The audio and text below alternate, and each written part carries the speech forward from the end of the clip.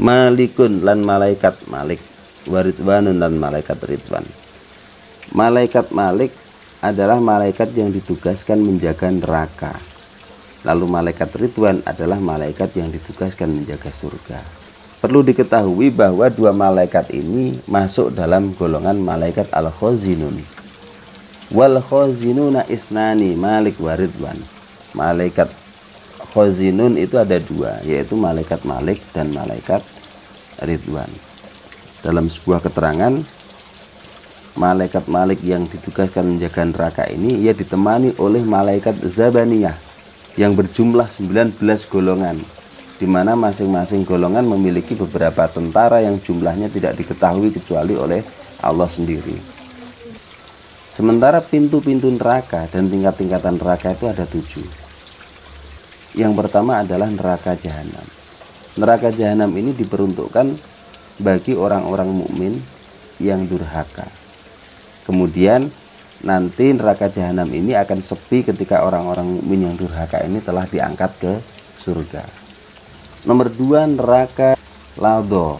Neraka ini diperuntukkan bagi orang-orang Yahudi. Di bawahnya Ladho ada lagi neraka Hatomah. Neraka Hatomah diperuntukkan untuk orang-orang Nasrani.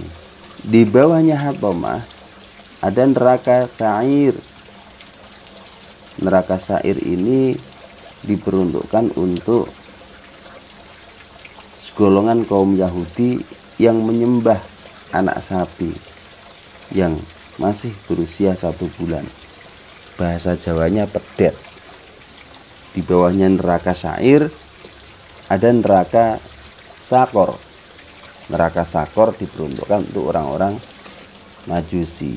Orang Majusi adalah mereka para penyembah api. Di bawahnya neraka Sakor ada neraka Jahim yang diperuntukkan untuk para penyembah berhala. Lalu di bawahnya lagi ada neraka Hawiyah yang diperuntukkan untuk kaum munafik dan kaum yang sangat besar sekali kekufuran mereka, seperti Fir'aun, Haman, dan Qorun. Perlu diketahui, bumi neraka ini terbuat dari timah.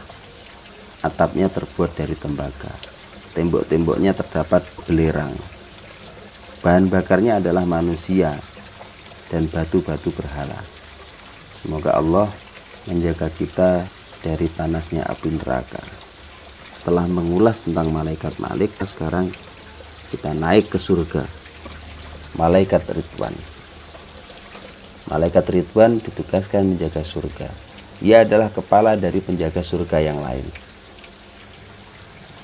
Pintu-pintu surga yang besar ada 8. 1. Pintu syahadatain. 2. Pintu sholat. 3. Pintu puasa. 4. Pintu zakat. 5. Pintu haji. 6. Pintu amar ma'ruf nahi munkar. 7. Pintu silaturahim.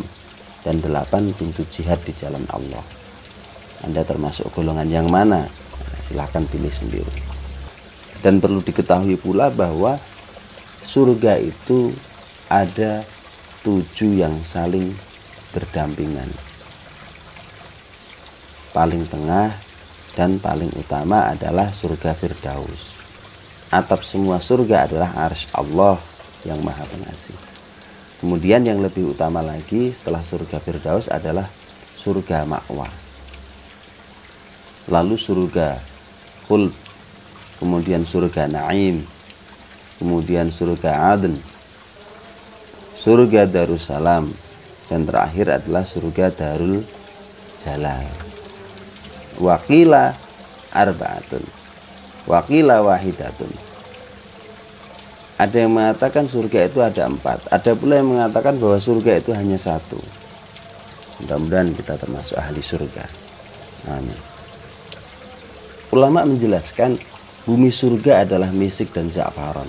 Tiap istana yang ada di surga ini memiliki cabang pohon tuba yang akarnya berada di rumah Rasulullah. Akar tersebut akan mengeluarkan segala apa yang diinginkan oleh nafsu manusia pada saat itu. Ketika penduduk surga menginginkan sesuatu, maka ia akan berkata, Subhanakallahumma alhamdulillahi rabbil alamin. Dapat diambil kesimpulan bahwa di dalam surga ini terdapat banyak kenikmatan yang belum pernah mata kita ini melihat sebelumnya, telinga kita mendengar sebelumnya, bahkan hati kita belum pernah terlintas sebelumnya.